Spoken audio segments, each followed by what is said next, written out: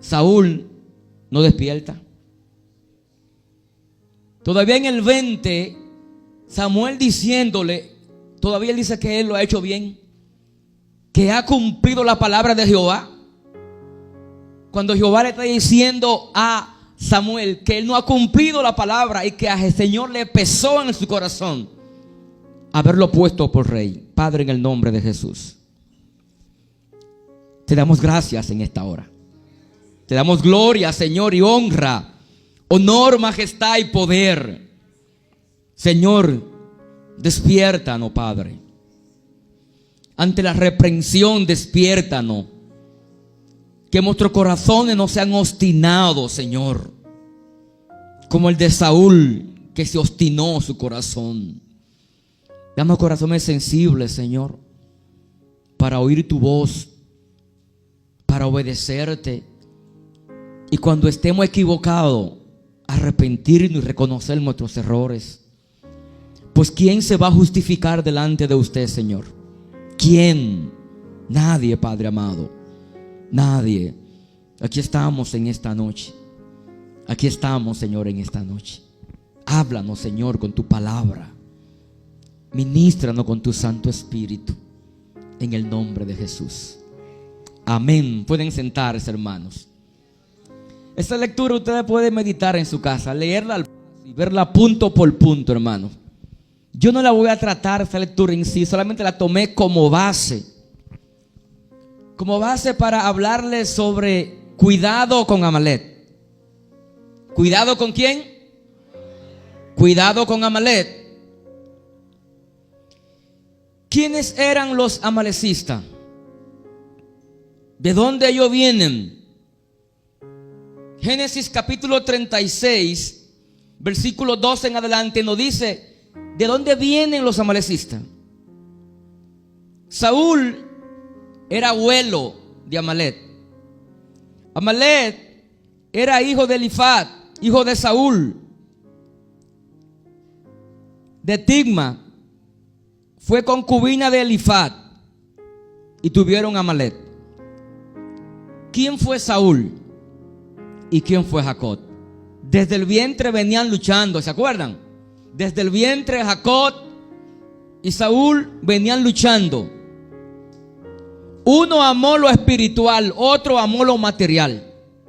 Uno se fue por lo eterno, otro se fue por lo temporal y por lo carnal. Uno decía, con tal yo me voy a morir, ¿de qué me sirve a mí la primogenitura? El otro ansiaba la bendición de Dios y ansiaba tener la doble porción o la primogenitura, lo espiritual. Uno se esforzó por buscar a Dios, de tal modo que su nombre le fue cambiado a Israel. Y de ese hombre Jacob vinieron las 12 tribus de Israel. Aunque ellos se reconciliaron como hermanos, pues Saúl había jurado matar a Jacob, se reconciliaron. Pero la familia después de ellos siguieron siendo enemigas. Pues de ahí viene Amalek. Eran familia lejana. Y en el libro de Éxodo 17 se nos presenta el primer ataque que Amalek le hace a Israel. Después que Israel sale de Egipto, los amalecistas eran nómadas. No tenían un lugar fijo. Rondaban toda la tierra y saqueaban a los pueblos que ellos veían descuidados. Conocían todos los caminos, por eso emboscaban personas y se caracterizaban por atacar por la retaguardia, pues conocían todas las esquinas y los caminos de ese entonces. Al ver que Israel sale de Egipto, un pueblo aparentemente indefenso, y que está en esa región, ellos piensan que van a comer con su dama. Ellos tomaban el botín, ellos tomaban las mujeres, ellos las violaban y tomaban esclavas. Lo que ellos no sabían que se estaban metiendo en un gran problema. Porque aunque Israel parecía inofensivo, quien estaba con ellos era el Dios Todopoderoso, que lo había llevado por esa tierra. El Dios que iba a pelear con ellos. el texto dice que Amalek atacó a Israel. Éxodo 17. Entonces vino Amalek y peleó contra Israel en Refidim. Amalek lo atacó. Pero ¿cómo lo atacó a Israel? Ellos atacaron a Israel por la retaguardia.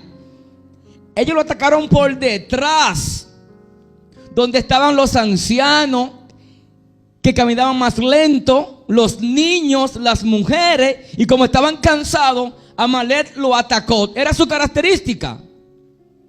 Entonces, ¿qué dice Moisés? Moisés le dice a Josué, que es la primera mención de Josué: Josué, toma hombres y ve a pelear contra Amalek. Y yo voy a subir a la cumbre del monte. Yo iré con la vara de Dios, estaré arriba y tú pelea la batalla. ¿Saben qué dice la palabra de Dios? Que empezó la batalla contra Amalek. Amalek quería destruir a Israel. Empezó la batalla contra Amalek y Josué estaba ganando la batalla. Moisés estaba en la cumbre intercediendo a Dios y Josué estaba ganando. Pero cuando Moisés, sus manos estaban cansadas ya de tanto tiempo estar extendida, se cansaba, bajaba la mano, entonces Amalek empezaba a ganarle a Israel. Y cuando Moisés levantaba la mano, entonces Israel empezaba a ganarle a Amalek. Y tú dirás, ¿y qué estaba pasando ahí, hermano? ¿Qué juego es este? Era una lucha espiritual. Era una lucha espiritual. A veces vemos los ministerios y las personas que están en público, pero no vemos los que están detrás del telón, que son los que están orando y intercediendo por usted. Se habla de Charles Spurgeon, que fue llamado el príncipe de los predicadores, un hombre con una elocuencia y el poder de Dios cuando predicaba. Pero en su iglesia, en el sótano, había un sinnúmero de mujeres y ancianitas que cuando él estaba predicando, ellas estaban orando abajo, hermano. Ahí está el poder de Dios. Se pelea en lo terrenal, pero también se pelea en lo espiritual. Pues nuestra lucha para la iglesia no es contra carne, no es contra sangre, es contra entidades espirituales de maldad, hermano. Y la batalla la iglesia la tiene de rodillas en lo espiritual. No podemos pelear en lo carnal. No vamos a ganar nunca, amado. Tiene que ser en lo espiritual.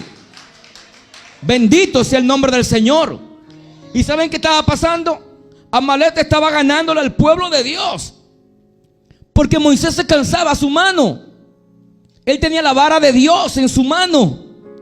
Entonces Ur y Aarón tomaron una piedra y sentaron a Moisés, y ambos le tomaron la mano, y así la mano de Moisés estuvo firme, levantada hacia arriba, hacia arriba. Y Josué, que estaba peleando con el pueblo, derrotaron a Amalek. Ustedes sabían que los hebreos tenían algo para orar. Ellos ponían las manos en diferentes posiciones. Cuando iban a pedir, ponían la mano así para pedir. Oraban así. Cuando iban a adorar, levantaban la mano al cielo. Te adoramos, Señor, te bendecimos. Pero cuando iban a orar oraciones de guerra, extendían la mano o la vara o el báculo hacia el lugar donde estaban sus enemigos. Eso estaba haciendo Moisés. Levantaba su mano hacia sus enemigos. Era una guerra espiritual. Los pueblos en la antigüedad tenían la creencia de que sus dioses peleaban en los cielos mientras ellos peleaban en la tierra. Los pueblos paganos servían a muchos dioses, entidades demoníacas. Y el apóstol Pablo nos aclara esto cuando dice: cuando los gentiles o los que no conocen a Dios le sacrifican a los ídolos, ¿a quién se lo están haciendo? Dice Pablo. Y a los demonios. Y a los demonios. Los pueblos paganos, antes de ir a la guerra, iban a sus templos, hacían rituales, sacrificio para obtener la victoria. Le echaban maldición a los otros pueblos. Por eso es que en el libro de Números, cuando Israel viene subiendo, que el rey Balac ve a Israel, tiene temor y manda a buscar ¿a quién? A Balaam. ¿Para qué? Para que Balaam le maldiga al pueblo. Es la costumbre, maldecir. los brujos, los adivinos, los sabios, los profetas falsos de los reinos maldecían a los demás pueblos para obtener la victoria. Pero al pueblo de Dios no le cae ninguna maldición, hermano, porque es un pueblo bendito.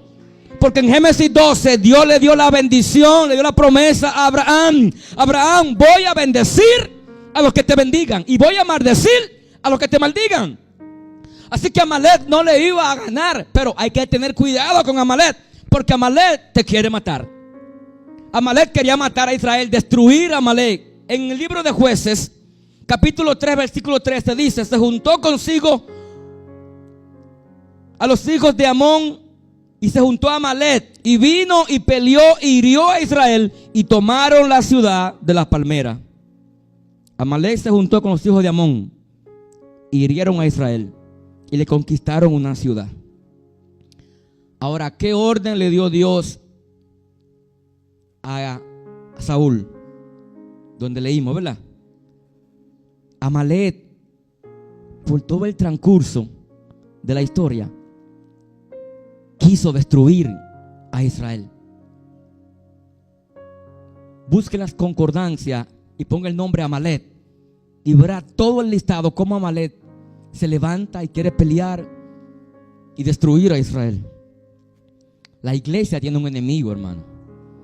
Tenemos un enemigo que quiere destruir a la iglesia. El apóstol Pedro dice que Satanás anda como un león rugiente, buscando a quien devorar. No debemos descuidarnos. No debe haber descuido en nuestra vida espiritual. Tenemos que cuidarnos. Al salir, al entrar, cuidarnos, porque hay un enemigo que quiere darle un knockout. ¿Sabe qué es un knockout? Te echan en el suelo y no te para. Te cuentan 10 y 20 y te queda ahí. Él quiere knockarnos. Por eso debemos andar como hijos del día y no de la noche, con prudencia y siempre dependiendo del poder y la gracia y la unción de Dios. A Saúl se le dijo, Dios le dice: destruye a Amalek. Pero en Deuteronomio 25, 17 al 19, Dios le dice: acuérdate de lo que hizo Amalek contigo en el camino, diciendo a Israel, cuando saliste de Egipto, de cómo te salió al encuentro en el camino y te desbarató la retaguardia, de todos los viles que iban contigo detrás, cuando tú estabas cansado y trabajado, y no tuvo ningún temor de Jehová. Por tanto, cuando Jehová tu Dios te dé descanso de todos tus enemigos alrededor, en la tierra que Jehová tu Dios te dé por heredad para que la posea, borrará de la memoria de Amalek debajo del cielo. Cuando Israel hubiese ya tomado la tierra ya prometida, que había echado fuera a todos los pueblos que estaban ahí, y ellos tuvieran ya descanso, entonces ellos tenían que vengarse de Amalek. Hermano, cuando Dios manda a Saúl a destruir a Amalek, habían pasado más de 100 años. Desde que ellos salen de Egipto, el capítulo 17 de Éxodo, hasta los días de Saúl, Dios tenía eso ¿dónde? En su memoria. De la maldad que ellos le hicieron a su pueblo amado. Y Dios le dice a Saúl, donde leímos, Saúl, capítulo 1 de Samuel 15, donde leímos,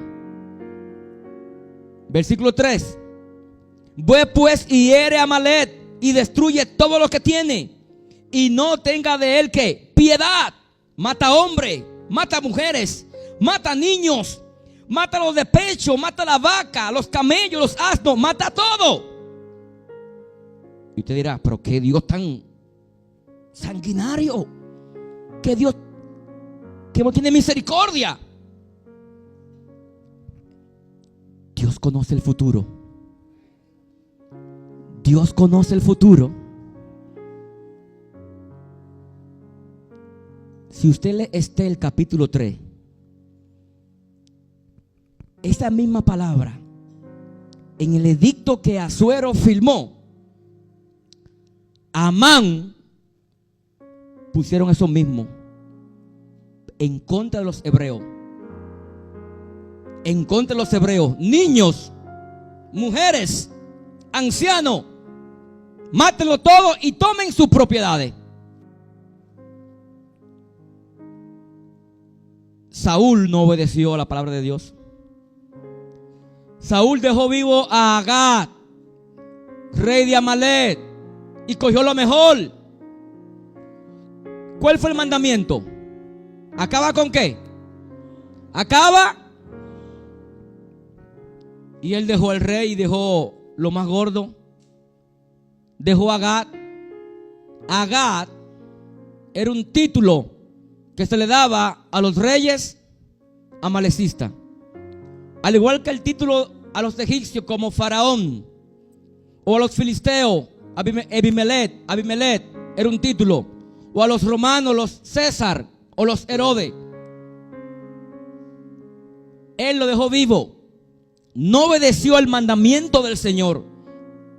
Y Dios dijo: me pesó haber tomado a Saúl como rey. Más adelante Dios le habla con el profeta diciendo: es mejor la obediencia que los sacrificios. Es mejor obedecer la voz de Dios, el mandamiento de Dios, su palabra, que hacer sacrificio. Él dice: yo tomé estos animales para que tú, Samuel, los sacrifiques. Dios no te pidió eso. Estos animales vienen de pueblo inmundo, y había que exterminar a todo, porque esa generación que iba a subir de amalecista estaba infectada con el mal, con el pecado, con la maldad, hermano. ¿Entiende? Viene una descendencia de un hombre que busca a Dios y de otro que busca la carne. Y la carne siempre, como Saúl, va a perseguir al Jacob, a lo espiritual. Lo carnal va a destruir lo espiritual, si lo espiritual deja que lo carnal lo tome. Por eso Pablo nos dice que no satisfaguemos los deseos de ¿qué? De la carne, porque hay una lucha entre la carne y el espíritu, para que no hagamos lo que queramos, hermano. Es una lucha entre lo carnal y lo espiritual. Ahora, ¿a quién vamos a alimentar? ¿A quién le vamos a dar más comida? ¿A quién? ¿A la carne o al espíritu? El espíritu no se alimenta de buenos platos, de una tabla de carne asada, de diferentes. Lo espiritual se alimenta de lo espiritual, de la palabra de Dios, que es el pan de vida, de pasar tiempo en oración delante del Señor, de meditar en su palabra. De eso se alimenta lo espiritual. Lo carnal se alimenta de lo carnal, de lo material, del pan, de la comida, del helado, del jugo, de la malteada, del pescado, de la carne. Amalek quiere matarnos. Amalek quería destruirlo. Saúl perdonó y no destruyó a Amalek. ¿Saben qué pasó? En el libro de Esther nos muestra el relato de Mardoqueo y de Amán. ¿Quién era Amán? Amán era llamado Amán Agageo. Él era de un linaje real. Le dijo ahorita que los reyes, Agag era un título real que se le daban a los amalecistas. Él tiene el título de Agageo. Se cree que era del linaje real, pero estaba en el reinado de Asuero. Era estimado por el rey Asuero. Tenía reputación, tenía autoridad. El rey había dado un edicto de que cuando Amán viniera entrando a la ciudad, todo el mundo que se arrodillara, se postrara y se humillara delante de él. Pero había un hombre hebreo del pueblo de Dios que se llamaba Mardoqueo, que estaba a la puerta. Y Mardoqueo no se humillaba, no se postraba ante él. Muchos lo hacían, pero él no lo hacía. Porque ¿qué dice el decálogo de Éxodo capítulo 20? ¿Qué dice Dios en los 10 mandamientos? No va a adorar ¿qué? Dios es ajeno, no te va a postrar, no lo va a honrar. Ahora, yo predicaba el jueves pasado en una iglesia sobre el postrarse o prosquineo o proscuneo. Que como tú te postrabas, cuando un hebreo se postraba ante alguien, era porque era una autoridad o una divinidad o le daba honra y era sinónimo de adoración. Los judíos conocían esto, Amán conocía esto, Mardoqueo conocía esto. Por eso Mardoqueo no se postraba ante él, porque si él se postraba, le estaba dando honra y gloria a un hombre. Mardoqueo era un hombre con principio que guardaba la palabra de Dios, hermano, estando en cautividad en otro pueblo. Sin embargo, este hombre, Amán, se enfureció porque veía que este hombre no se postraba, no lo honraba. Así que él decidió un edicto. Él decidió exterminar a los judíos. Amalek te quiere matar. ¿Y sabe qué dijo él? Estel 3:13. Fueron enviadas cartas, el rey firmó con la orden y lo enviaron a todas las provincias y los pueblos donde estaban judíos y habían gente de otros pueblos y los gobernadores. Fueron enviadas las cartas mediante correo a todas las provincias del rey con la orden de destruir, matar y exterminar a todos los judíos, jóvenes, ancianos, niños y mujeres, en un mismo día, en el día tercero del mes de Eudécimo, que es el mes de Adar, y de apoderarse de sus bienes. ¿Se acuerdan que yo le dije a Saúl: Saúl, mata a quién? A niños, mujeres, ancianos, animales. Ahora este hombre, usado por Satanás, toma ese edicto y dice: van a matar a judíos, mujeres, hombres, niños, todos, y tomar sus posesiones. Ese correo, esa carta la enviaron a todas las provincias. Y los judíos estaban en temor y en luto, porque cuando llegara ese día, hay una película por ahí satánica, yo sé que muchos de ustedes la han visto, que se llama, yo no la he visto, pero dan como una hora en el cual la gente entra a las casas y mata a todo el mundo. ¿Cómo se llama? The Purge, ¿verdad? O la pulga. Que la gente entra, mata, viola, roba y es permitido esa noche. Ese día, la gente que estaban alrededor de los judíos, cuando llegara ese día, tenían la licencia, el permiso real para matar, violar, saquear a todos los hebreos, los judíos que estuvieron en todas esas provincias. Era la orden. Fíjense el plan de Satanás para destruir al pueblo de Dios, usando a un miembro de él, un ministro de él. Porque la palabra dice que los ministros de Satanás se visten de ángel ¿de qué? De luz. Y este hombre le ofreció dinero al rey y el rey accedió. Pero hay algo que rompe eso. Ahorita le hablé de lo espiritual, ¿verdad? De orar en lo espiritual, de buscar a Dios, de interceder, de humillarse. ¿Cómo ellos pudieron vencer esta amenaza? Ayunando, orando, consagrándose a Dios, buscando el rostro de Dios. Aunque el libro de Estel no menciona a Dios, pero vemos a Dios obrando en ese libro a favor de su pueblo, hermano. Dios está obrando en este libro a favor de su pueblo. Y a través de la humillación a Dios, del ayuno, de la oración, de gemir, del silicio, del luto, Dios le dio la victoria. Y el hombre, Amán, que había preparado una horca para Mardoqueo, el plan se devolvió y en esa misma horca él fue colgado, hermano. Porque Dios tuerce los planes del maligno en contra de su pueblo. Cuando su pueblo se humilla, como su pueblo le busca, como su pueblo se postra delante de su presencia, Dios cambia los planes a favor tuyo.